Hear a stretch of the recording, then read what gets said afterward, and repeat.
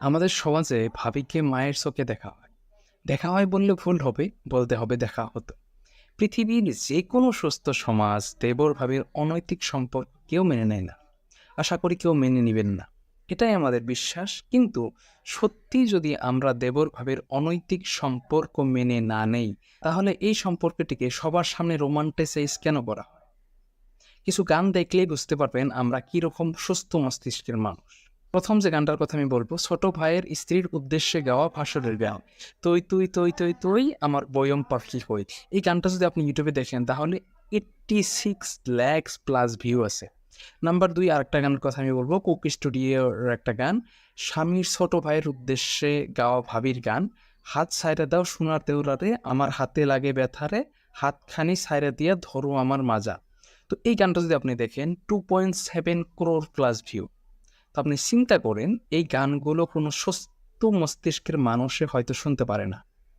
কোনো সুস্থ মস্তিষ্কের মানুষ এই ধরনের গান বলতে পারে না। কিন্তু আপনি দেখেন এই ধরনের গান ছোট, ছোট বাচ্চা পোলাপানরাও আজকাল এই গানগুলো গায়।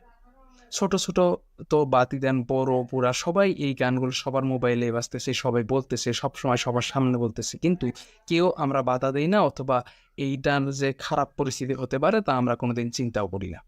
উপর দিয়ে সবাই পরকীয়ার বিরুদ্ধে বলে, সমাজ তার ক্ষতিকারক দিক নিয়ে আলোচনা করে, কিন্তু তারাই আবার এইসব অশ্লীল পরকীয়া ইঙ্গিত সমৃদ্ধ গান ছড়িয়ে দেয়। সমাজে ছোট বড় সবার মুখে এসব গান ট্রেন্ডিং, কিন্তু এসব গানের মাধ্যমে যে পরকীয়া সমাজে নর্মালাইজ করা হয় সেই খবর কি আমরা রাখি বা আমাদের কেউ রাখে?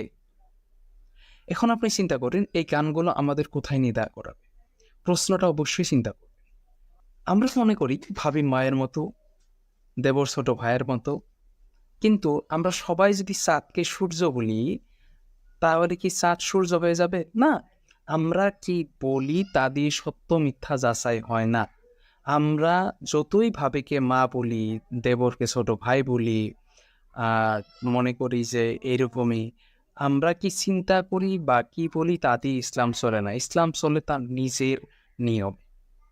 ইসলাম চলে হযরত মুহাম্মদ সাল্লাল্লাহু আলাইহি ওয়াসাল্লামের কথায়, পবিত্র কুরআন ও সহিহ হাদিসের আলোকে।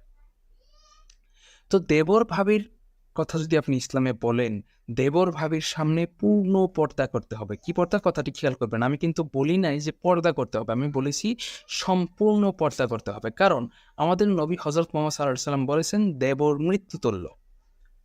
তার মানে মৃত্যু যত ভয়ঙ্কর, দেবর তত ভয়ঙ্কর। ভাবি যত ভয়ঙ্কর, মৃত্যু তত ভয়ঙ্কর। আপনি যে পরিস্থিতিতেই থাকেন না কেন, আপনার দেবরের সামনে অথবা আপনার ভাবির সামনে পূর্ণ পর্দা করতেই হবে। আর পর্দা কোনো নফল ইবাদত না, এটা একটা ফরজ ইবাদত। আশা করি বুঝতে পারছেন। একটা হাদিস আমি বলবো, উকাবাহ ইবনু আমির রাদিয়াল্লাহু আনহু থেকে বর্ণিত, রাসূল সাল্লাল্লাহু আলাইহি ওয়াসাল্লাম বলেছেন, হুঁশিয়ার, নারীদের নিকট তোমরা প্রবেশ করা পরিত্যাগ করো। সে সময় আনসারী এক মহিলা, তিনি বললেন, দেবর সম্পর্কে আপনার কি মতামত? তিনি বললেন, দেবর তো মৃত্যুতুল্য। এই হাদিসটা কোথায় আছে? এই হাদিসটা আছে সহিহ মুসলিম, হাদিস নাম্বার 5557 নম্বর হাদিস। আর হাদিসের মান সহিহ।